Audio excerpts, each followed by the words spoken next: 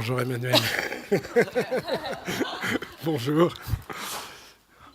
Bonjour et merci d'assister à cette conférence de presse pour Les Filles du Soleil, le deuxième long métrage d'Eva Husson. On va laisser les photographes faire leur travail quelques instants avant que je vous présente tous les invités à cette table.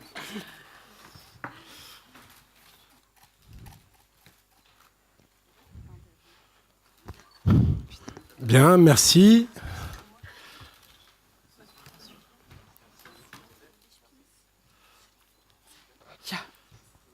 Alors, juste à ma gauche, la productrice du film, Didar Doméry, franco-iranienne, qui est à la tête de sa société Maneki, est venue plusieurs fois à Cannes, notamment avec 7 jours à la Havane, Éléphant Blanco et El Presidente qui ont été présentés à un certain regard, et Paulina à la Semaine de l'Art Critique. Les Filles du Soleil est son premier film en compétition, et elle avait produit le premier film d'Eva Husson, Bang Gang, une histoire d'amour moderne. Ça demande juste un petit peu de réflexion pour ne pas se tromper dans le titre. À l'extrémité de la table, la comédienne d'origine allemande et kurde, Zubaydi Boulout, qui a fui son pays et s'est exilée en Allemagne à l'âge de 3 ans. Et elle a suivi des cours d'art dramatique à Berlin et elle a commencé sa carrière à Berlin.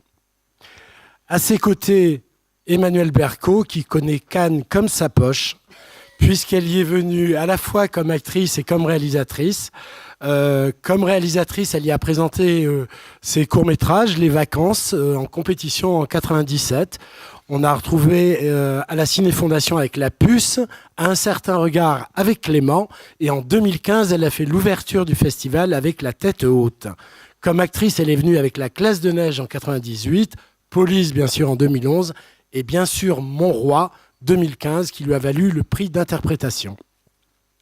À côté de la productrice Golshifteh Farahani, actrice d'origine iranienne, de nationalité française et iranienne, et de la même manière qu'elle a la double nationalité, elle mélange les genres cinématographiques, passant d'un blockbuster à un film d'auteur pur et dur. Elle tourne aussi bien avec Jarmusch qu'avec Louis Garrel. On la voit aussi bien dans Pirates des Caraïbes que dans les films d'Iner Salem. C'est donc bienvenue à Cannes pour votre tour. Et au centre de la table, Eva Husson, donc c'est son deuxième long métrage. Après Bang Gang, une histoire d'amour moderne, c'est la première fois qu'elle vient en compétition avec un film très différent du premier. Eva, juste la première question, qu'est-ce qui vous a conduit à vous intéresser à ce sujet de ces bataillons de femmes kurdes ? C'est en fait... Il faut que vous remontiez le micro.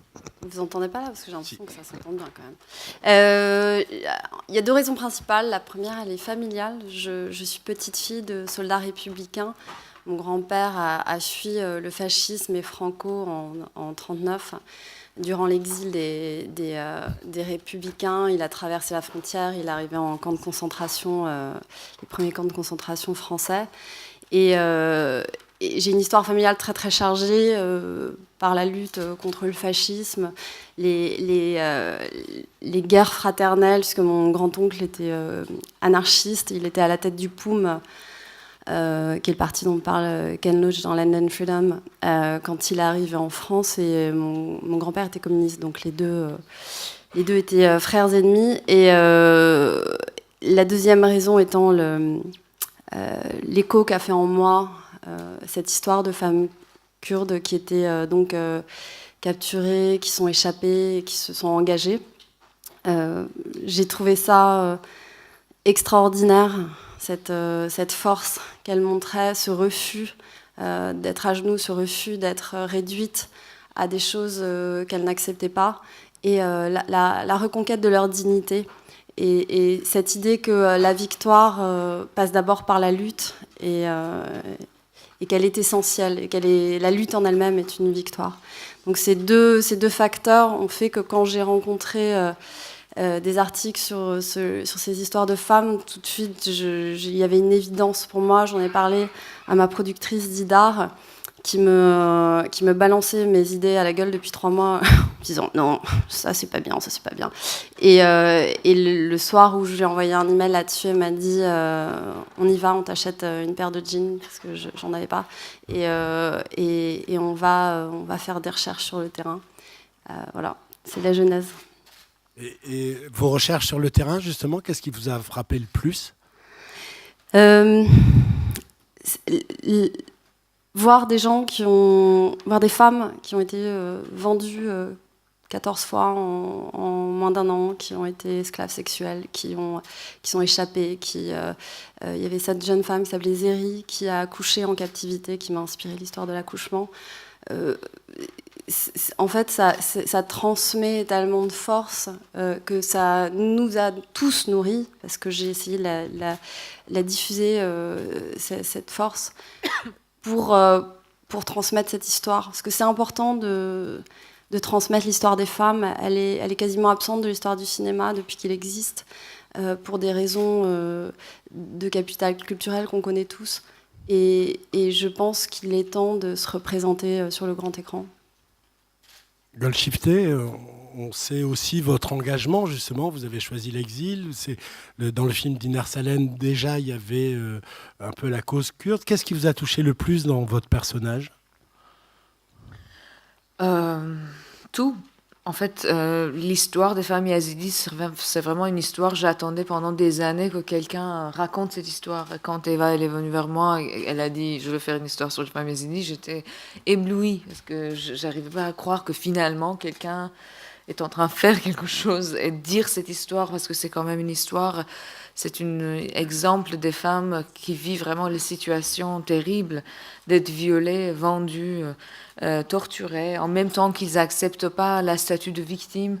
C'est ça qui est, je crois, le lien entre moi et ces femmes, c'est que moi non plus, j'ai jamais accepté le statut de victime. En Occident, on a tellement envie de donner cet statut de victime aux femmes immigrées, exilées. C'est toujours. Et moi, j'étais une guerrière dès le début. J'ai jamais senti. J'étais là, j'étais fort. Et je crois que c'était plutôt ça. Emmanuel, vous êtes le seul personnage occidental à peu près dans ce film. Vous êtes reporter de guerre. Vous en avez rencontré des reporters de guerre avant le film ? Oui, j'en ai rencontré un. J'ai rencontré Xavier Munz, qui a été un conseiller pour Eva pendant l'écriture du scénario, et c'est devenu son ami. Donc j'ai eu la chance de pouvoir le rencontrer avant de partir tourner, et je dois dire que ça a été assez capital pour moi parce que Eva avait tenu à ce que je regarde des reportages, des documentaires, et à ce que je me documente sur Mary Colvin, qui est une célèbre photographe de guerre, enfin reporter de guerre, qui portait voilà, c'est un hommage que Eva lui rend dans le film. Mais moi, en fait, tout ça, c'était difficile à appréhender parce que c'est voilà, le courage des gens qui font ce métier-là. C'est difficile de l'incarner, c'est beaucoup trop grand. Donc moi, j'ai préféré me raccrocher à des choses très concrètes, et Xavier, il a pu me répondre à toutes ces questions. Alors, soit vraiment de pure logistique, comment ils s'habillent, où ils dorment, qu'est-ce qu'ils mangent quand ils attendent pendant des jours et des jours que les combats reprennent, enfin, toutes ces choses-là. Et le rapport à la famille aussi, est-ce que quand il dit au revoir à ses enfants en quittant Paris, il pense au fait qu'il ne les reverra peut-être jamais, son rapport à la peur aussi, son rapport à la mort, puisqu'il côtoie des cadavres toute la journée, voilà, des choses comme ça très concrètes qui m'ont aidé à croire que je pouvais incarner ça en me raccrochant à des petites choses très simples. Zubaydeh, en quoi c'était important pour vous de participer à ce film et de collaborer à ce film ? Yes, well, my situation is really very special. So I'm a true Yazidi. And I was very happy when Bahija wrote me an email to cast me. And I was very, very glad. I was very proud of Eva that somebody is doing a movie about the Yazidi situation of the people, because it's not funny. And when I was 3, we flew to Germany because of the war, and now I'm 31, and it's until now actual. So it didn't stop, and somebody has to say this story, and I'm very, very happy that it's a woman, by the way. Thank you so much. La première question. Bonjour. David Sanderson from the Times of London. It's a question for Eva on Mary Colvin. Can you speak a bit about her legacy, her life, and how her spirit were channeled into the film? I read a lot about her. Vous pouvez répondre en français. Ah, pardon. Elle est bilingue. Je peux ou je dois? C'est comme vous voulez, mais comme j'ai dit que ça allait se passer en français, il y a plein de gens qui n'ont pas pris de... Ah, pardon, excusez-moi, je vais répondre en français et quelqu'un traduira mes paroles en anglais. C'est bizarre, mais bon. Donc j'ai beaucoup lu, je me suis beaucoup documentée sur Mary Colvin parce qu'elle a attiré mon attention assez tôt quand j'ai commencé à regarder qui était... J'ai cherché de grandes reporters de guerre femmes. Je suis tombée sur 2 noms qui m'ont vraiment frappée. C'était Martha Gellhorn et Mary Colvin. Et toutes les deux ont des parcours de vie extraordinaires, sont des personnalités extraordinaires, des gens plus grands que nature, avec un caractère incroyable, un sens de l'humour face à la tragédie incroyable.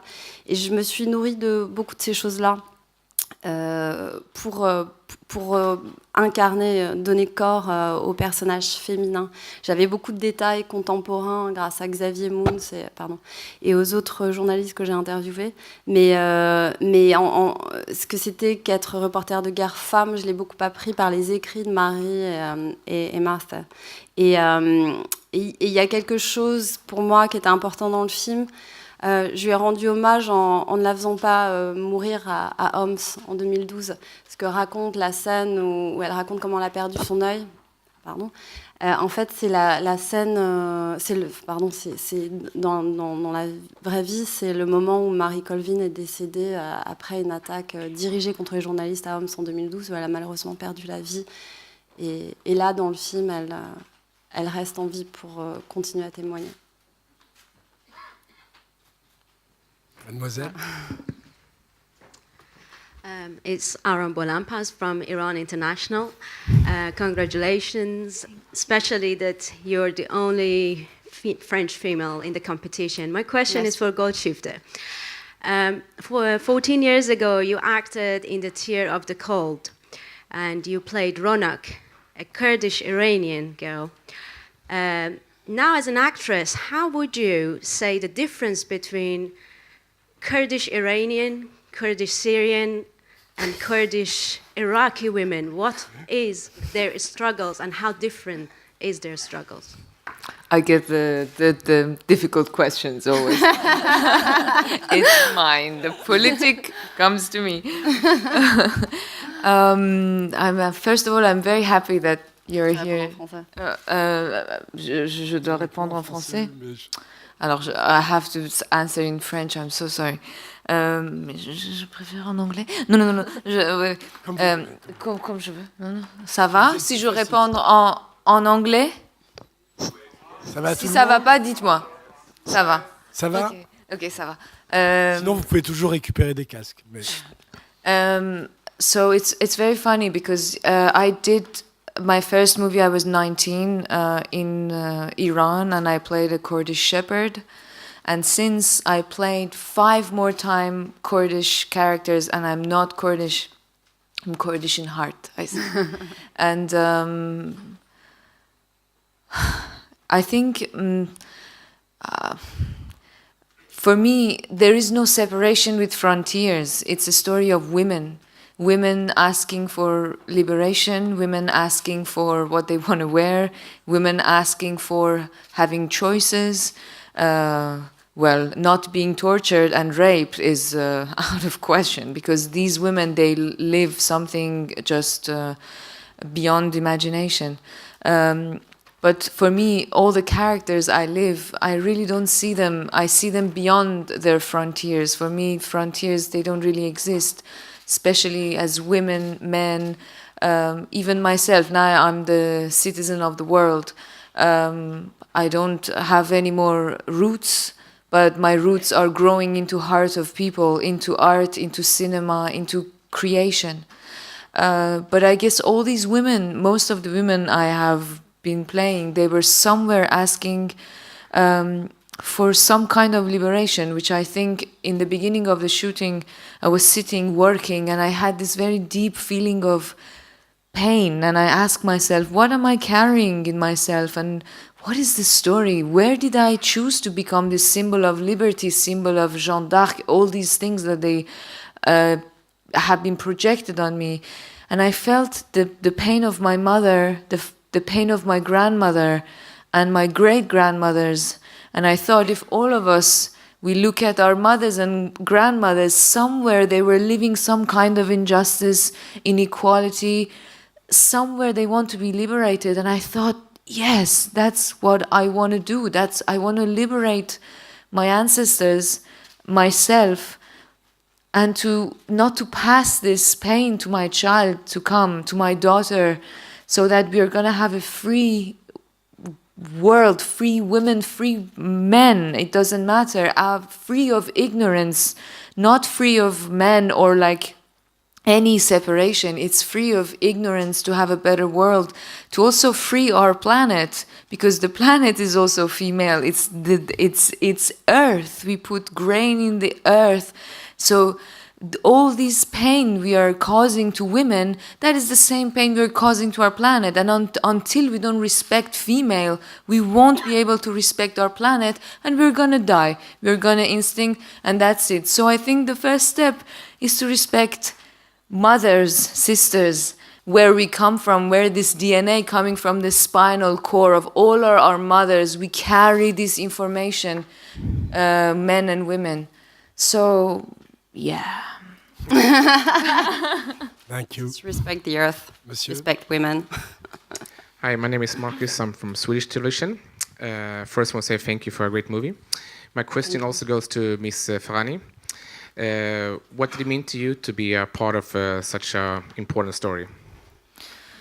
It means a lot, and I feel a lot of responsibility. I always feel responsible, because I think being an artist, we should all feel responsible, because we are putting traces in the world, traces that are not like on sand. It's traces on stone. It's not something that is gonna evaporate in time, or is gonna come out with a wave. So I feel responsible, and I feel honored, because I think these women, they need to be honored for what they live and what they become. This woman that was my inspiration, that son, our managed. I mean, he was somehow our key. One few cities was liberated by this commander woman. She exists. She freed these cities. And it's true that these Daesh people, they think if they die by a woman, they won't go to paradise. So they're terrified of women. They're more afraid of women. Son was saying when they were going into cities, they were just making sound. Women, they were making sound, and they were hiding because they didn't want to be killed by a woman. So they were terrified. And for me, it's a true honor, and we really try to be responsible, and I feel the weight, and I feel that we can just pass the message, and I feel responsible. Monsieur. Bonjour à tous, merci pour le film. Luca Celada de la Hollywood Foreign Press. Une question pour Madame Husson. C'est vrai que c'est une histoire extraordinaire de cette femme kurde. C'est aussi vrai que de ce qu'on sache, c'est très difficile de connaître des nouvelles et des vérités de ce conflit. L'histoire du peuple kurde n'a pas eu un happy end encore. Au contraire de ce qu'on sait, elle a été attaquée avec la complicité générale après les événements. peut-être même détruits. Je voulais savoir si vous avez jamais pensé de rajouter ça en info au film. Peut-être Mademoiselle Bilot peut nous donner des renseignements sur la situation actuelle. Merci. Je pense que ce qui se passe avec le peuple kurde est une honte et un scandale. Je pense que nous avons une grande responsabilité en Occident là-dedans. Moi, j'ai honte de la manière dont on se comporte et je ne comprends pas comment on ne met pas à l'honneur un peuple sans qui Daesh serait toujours au pouvoir et comment on l'écarte de toutes les discussions diplomatiques internationales. Mais je pense que l'argent est au cœur de tout ça, une fois de plus, malheureusement. Et après, malheureusement, dans un film, il y a des choix à faire, parce qu'il y a tellement de choses à dire qui sont vraies, qui sont justes, qui sont importantes. Mon désir premier dans ce film, c'était de parler des femmes. Et j'avais besoin qu'on puisse se concentrer là-dessus.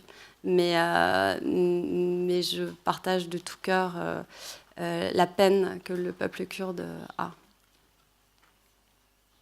Isabelle, if you want to add something. Yes, it's really terrible what is happening in the world. And it's not since yesterday, so it's since, I don't know how many years, 500, 1,000 years. The Yazidi people are almost, they cannot be Yazidi, and it's not, this religion is not bad. I mean, they are really nice people, so I don't know why they don't accept them. But I hope one day it will stop. I think it's really enough. I mean, my mother's generation and the mother from my mother's generation and before and before and before and now me, it's not finished now. So it's really terrible. Si je peux me permettre, le peuple yézidi qui a vécu la tragédie du 3 août 2014, où c'est ce que je raconte dans le film, où 500 000 personnes ont dû quitter la montagne du Sinjar en 24 heures. C'était le 73e ou 74e génocide de leur histoire. C'est un peuple qui a été persécuté de tout temps. Et qui ne trouve pas de paix.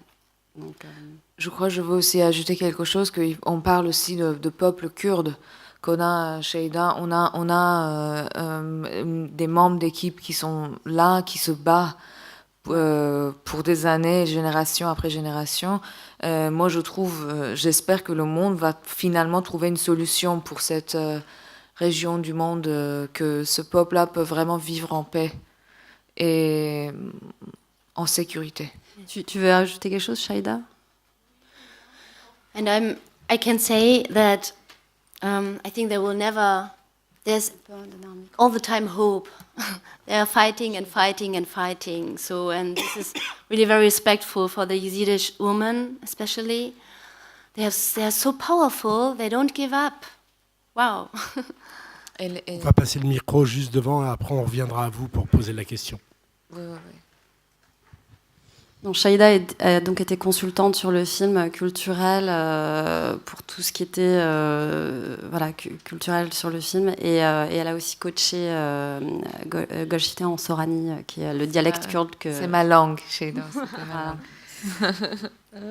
Oui, bonsoir.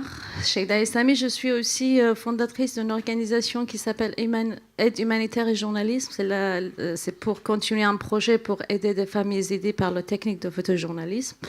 On continue, on a des familles yézidis qui sont aujourd'hui sur la route pour devenir journalistes, pour raconter leur histoire eux-mêmes. Le film de Eva Osson m'a touchée dès qu'elle m'a proposé ce projet, quand elle m'a raconté en 2016, et quand elle m'a raconté sur sa vision et aussi son stratégie et son intelligence de créer un vrai film de cinéma avec des logos, de raconter une histoire hors de politique, mais histoire des 3 catégories des femmes qui est très très important aujourd'hui dans la région. La première, c'est les femmes victimes yézidis. C'est les femmes qui sont vraiment aujourd'hui, ils sont en train de vivre dans un monde qui n'est pas facile. Soit ils sont captifs, il y en a plus que, je crois, 3000 toujours captifs chez Daesh. Et il y en a qui ils sont survivantes, mais ils sont dans les camps et ils sont dans vraiment des situations très, très difficiles. Et deuxième catégorie des femmes, qui pour moi c'était très très important de parler dans ce film, c'est la présence d'une journaliste qui veut jouer son rôle de journalisme. Parce que le journalisme, c'est très important aujourd'hui pour parler de toutes ces histoires, de toute la réalité. Et dans ce film, on est en train de parler une réalité qu'une journaliste, il peut raconter la réalité, mais elle risque sa vie. Et en plus, on parle sur les femmes combattantes kurdes, les femmes kurdes qui sont là pour se battre contre violence, contre Daesh, contre la guerre, contre une guerre qui n'est pas facile. Il y a toujours les enfants yézidis qui sont captifs chez Daesh. C'est pas des questions très faciles. Je suis très ravie de participer dans ce projet. Je suis très ravie parce que c'est hommage aux 3 catégories de femmes que je suis dedans, je vis dedans, je travaille dedans. Et je pense que toutes les personnes qui sont là et toutes les très jeunes filles yézidis de Géorgie, même des Géorgiens aussi, des autres acteurs. Monsieur Zirak, c'est un acteur de Kurde qui a quitté son pays il y a 38 ans. Parce qu'il a passé en fait un film avec Yılmaz Günay. Il est interdit d'aller en Turquie. Et là, 38 ans après, elle est à Cannes, elle porte un message pour le peuple kurde. Bon, là, je pense que l'histoire de ce film, ça commence maintenant et ça parle pour longtemps. C'est-à-dire que hier, il y avait une grande manifestation des femmes à Cannes pour cause féministe qu'aujourd'hui tout le monde parle. Je suis très ravie d'être partie de cette manifestation, de cette vraie très belle initiative pour les femmes, mais on n'oublie pas que les Kurdes, le peuple kurde qui existe, qu'ils sont divisés par 4 depuis longtemps, en Iran, en Irak, en Syrie, en Turquie, on s'en fout de la politique. On est là vraiment pour la vie, pour la femme et pour la liberté. Merci beaucoup. Si après il y a des questions. Du film. Ouais, merci. Monsieur.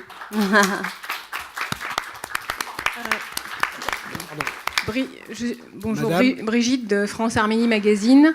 Je vous remercie beaucoup pour votre film et félicitations. Je voudrais savoir dans vos recherches, à votre avis, ces femmes kurdes et yézidis, quelle est la racine qui a fait qu'elles se sont autorisées à prendre les armes pour lutter ? La racine, elle est politique. Il y a en fait une personnalité très très importante chez les combattants kurdes qui s'appelle Öcalan et qui est prisonnier politique en Turquie depuis des années et qui a peu à peu élaboré une doctrine marxiste et féministe parce qu'il s'est rendu compte que la société ne pouvait pas être libérée comme elle devait l'être, autant qu'elle pouvait l'être, tant que les femmes ne le seraient pas. Et il s'est rendu compte qu'il vivait dans une société extrêmement patriarcale, qui est la société kurde, qui à la base est extrêmement patriarcale et dure. Et il a élaboré en fait des camps d'entraînement pour les femmes et les hommes, où il donne des cours de féminisme. Il faut regarder les documentaires, c'est extraordinaire de voir ces mecs qui débarquent dans les camps d'enseignement et qui sont là, ils entendent des trucs sur les femmes et on sent qu'ils ne sont pas très habitués, puis au bout d'un moment, ils se l'approprient vraiment. Après, voilà, les combattants kurdes sont extrêmement politisés. J'ai pas besoin, moi, forcément d'aller aussi loin que ça, mais je trouve que la démarche est remarquable et très singulière. Ida, on parle beaucoup forcément du message politique du film, mais il y a aussi un film de cinéma, et avec des vrais partis pris de cinéma, c'est-à-dire d'être à la fois au plus près du quotidien de ces femmes, de leur combat et de ce conflit, et en même temps une dimension, je dirais presque mythologique, d'inscrire le film presque dans un genre épique et qui se termine par une sorte d'exhortation. Vous en avez beaucoup discuté avec Eva, de ce point de vue-là ? Oui, on en a beaucoup discuté ensemble. Quand Eva a eu l'idée de faire ce film, on s'est dit qu'il fallait qu'on se pose toutes les questions et la légitimité aussi d'Eva de s'intéresser à ce sujet-là, n'étant pas kurde. Et on a décidé de faire énormément de recherches. et de ne pas tomber dans les pièges d'un pur film de cinéma qui ne s'intéresserait qu'à la mise en scène, qu'à l'émotion, mais qui soit nourri d'une réalité dont Eva s'est complètement emparée en rencontrant énormément de captives, des chefs religieux, des passeurs, tout ce qu'elle pouvait recueillir comme témoignage. Et d'ailleurs, on avait peur de ne pas avoir accès à cette parole-là. Et cette parole était très libre. Les femmes avaient envie de parler, elles avaient envie de partager cette histoire avec nous et avec Eva en premier. Et en les rencontrant, on s'est aussi rendu compte qu'on avait une vraie mission et que ce film allait être important pour eux et qu'il fallait pas se tromper. Mais il y a aussi évidemment énormément de documentaires qui traitent de ce sujet et qui sont formidables et qui sont incroyables. Mais le parti pris d'Eva était de faire un film de cinéma. Donc de se nourrir du réel, mais de s'en détacher aussi pour en faire un film qui était sur le parcours émotionnel de ces femmes, au centre de ce film-là, et qui est un film qui peut parler à tout le monde, en dehors des frontières. Voilà, je pense. Eva, tu veux rajouter quelque chose? Oui. Moi, ce qui m'intéressait d'un point de vue cinématographique, c'était d'avoir un socle, une fondation très solide de base de documentation. Et à partir du moment où je me sentais sûre de ce socle, de pouvoir y introduire une subjectivité. Je crois beaucoup en la magie de la subjectivité au cinéma. Je pense que c'est comme ça qu'on fait les plus beaux voyages en tant que spectateur. Et en tout cas, c'est mon aventure en tant que spectatrice. Et c'est ce que j'avais envie de transmettre, c'est-à-dire que... et c'est pour ça que j'ai changé aussi les noms de lieux, de places et de personnages. Je prétends absolument pas à la moindre objectivité. Ceci n'est pas un documentaire et pas un document historique. Ce que je trouve intéressant à transmettre aux spectateurs, c'est une partie de mon ressenti du monde.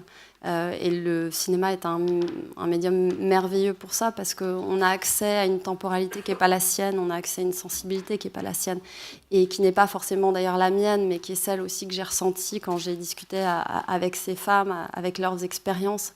Quand on est en temps de guerre, on ne pleure pas tout le temps, on n'a pas tout le temps mal. Il y a l'attente, il y a l'ennui, il y a les moments d'exaltation, il y a l'humour, il y a la vie qui intervient, les bébés qui naissent. C'est bordélique, c'est le chaos.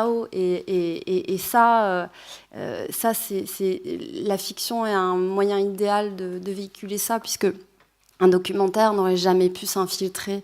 Il n'y a aucune femme reporter qui va risquer sa vie et son intégrité physique pour aller devenir esclave sexuelle.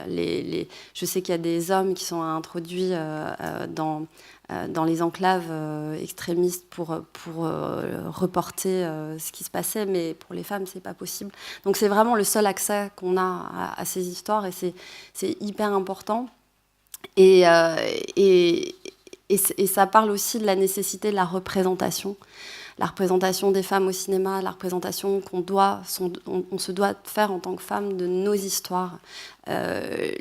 L'histoire du cinéma est quand même masculine depuis tellement longtemps que tout ça est en friche, tout ça commence à peine à émerger. Il y a eu des pionnières, il y a eu des femmes de cinéma extraordinaires. Mais je pense que tout le monde, on sent tous un bruissement, une ébullition de la parole narrative des femmes. Et je pense que c'est un grand moment dans l'histoire du cinéma, parce que c'est très excitant. Il y a encore tellement d'histoires, des femmes et de la diversité, d'ailleurs, dans un truc plus général. Nos sociétés sont en train de changer énormément. Il faut qu'on se pose la question de la représentation. Si on ne se représente pas correctement, on va droit au mur. On va droit au fascisme, on va droit à la segmentation, à la ségrégation. Et on a tous une part de responsabilité, absolument tous. Vous, moi, nous, quand on se parle, quand on lit, quelles histoires on va aller chercher. Donc je pense que prenons les choses du côté solaire et allons les chercher. Monsieur. My name is Babak Ghafouri Azar from Radio Farda. My first question is Mrs. Farahani. You mentioned in your previous that you played several times as a Kurdish girls in so many films, including the first one, Ashka Sarma. My question is that Do you find any relation when you play in this all of these movies between these different kind of courts, Iranian courts or Syrian courts? And is there any feeling inside you that when you play these roles, when you know that it's going to be for Iranian audiences or for other audiences, for example, for in these last movies? And my second question with Mrs. Eva Hossein, is there any plan to show this movie in Iran, in Iraq, or in Syria, these targeted countries that it's very important for these movies and for others? Golshifteh. Oh. Vous y avez un peu répondu déjà, mais... Yeah, but I think I already say, like, I look at the characters that I play beyond borders. I don't see any separation. For me, borders, they don't really exist. And then for the Iranian audience are always going to be there, and I will always be Iranian. It's something in me, and they're always looking.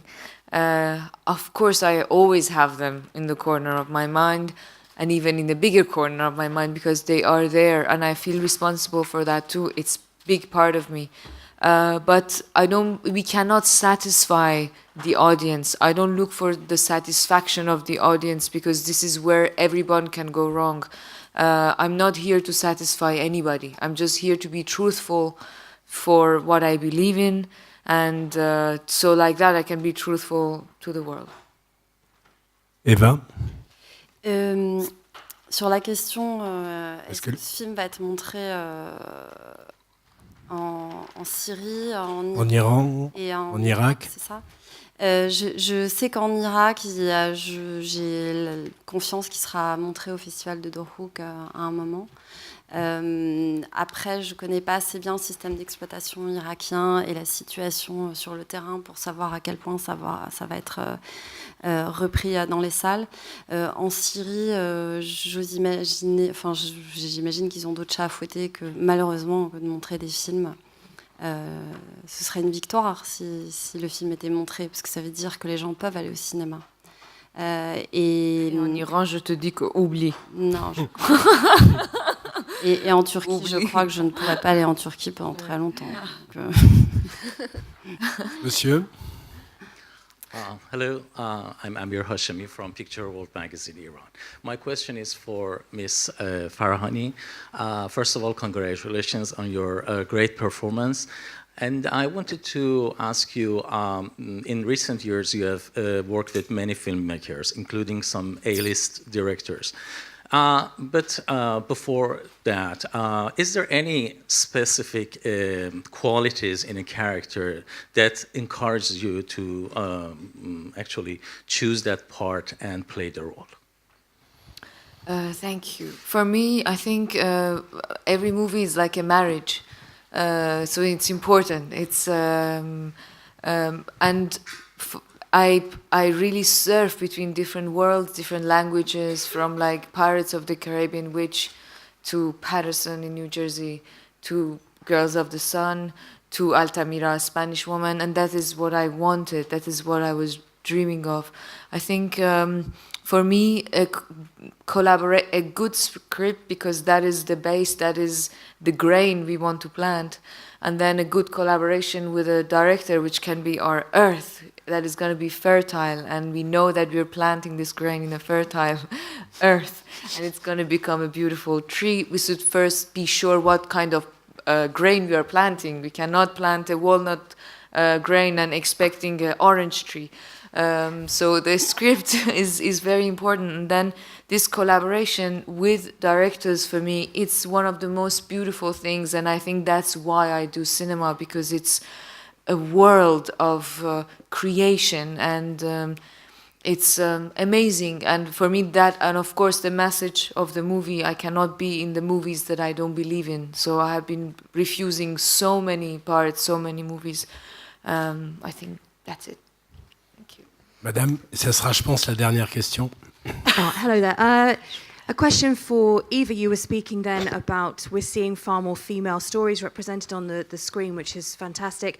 How important is the Me Too movement? We saw you on the red carpet yesterday. Is that kind of going to provide the solutions that we're all sort of hoping that it will? How can we make sure it does? And a film like this that was beautiful but harrowing, what impact do you hope and can that have? I think the Me Too movement is vital. I think it's something that us women have known for such a long time, and it was just not okay to discuss in public, and our experiences were invalidated, and suddenly we just came out all together at the same time, and suddenly it became valid, and so I'm in awe of the strength of every single woman who's come forward. To be very honest with you, I wish France was more progressive on that level. I think France is an old lady who thinks herself witty and very eccentric and who's very conservative. I'm mouth wide open by the fact that there's not a single story that truly came out in France. And I just encourage French journalists to please do the same kind of investigation that American journalists did, like Ron Farrow in The New Yorker and The New York Times. Journalism is key. You guys are so important. You're the key to this information. I hear everyday names that actresses and people drop in my ear about such and such man who did that, and everybody knows, but it's not in the papers, and the second it's not in the papers, it's not public, and then French women, there is such timidity on the subject in France. Everybody will tell you that it's sort of fine here and it's not as bad, but believe me, we're not exempt of what's happening. And I just hope the word of women is going to be liberated as well. And I just hope it's the beginning of something. I hope we're going to get inspired by the courage of our American, sisters and the English ones as well. So, what do I hope that this movie achieve in terms of echo? I hope it encourages other women to tell their own stories. It's a big house, and we all need to put a brick. And we can't, nobody can do it by herself. We just need to be in there all together, men, women. We're going to be a better society when we understand that together. And I just add something to what Eva said, because it triggers me. And also, I think in France, we don't choose Donald Trump as our president, so I think it has something to play with. I think the Puritanism that exists in America, it doesn't exist the same as it exists in Europe, I would say. So I think there are some things that are different between this society and that society. I think because sometimes feeling guilty can lead into some reactions. I just wanted to add that to this answer. Emmanuel, c'est vous qui avez le mot de la fin dans le film. Vous avez une voix off où le film se termine par « Voilà ce qu'elles sont ces femmes kurdes, ce chant puissant que nous attendions, nous les femmes, un chant qui nous appelle à nous lever, un espoir qui défie la condition humaine ». Est-ce que vous pourriez les faire vôtres, ces mots, ou c'est juste ceux de... Non, c'est juste ceux d'Eva. On a des différences, Emmanuel et moi. mais bon. Eva, vous vouliez rajouter quelque chose? Vous me disiez, ou vous y avez répondu dans... Non, je veux rajouter quelque chose. Je vais le dire en anglais. I think, because I'm going to say it in English because it's not just about France. I think we all need to understand that as long as the people who make decisions, the decision makers, as long as they're not as diverse as our society is, we're not going to see change. People who give money other people who have the keys to the doors. So I want to see more women, at the boards. I want to see more women who finance movies.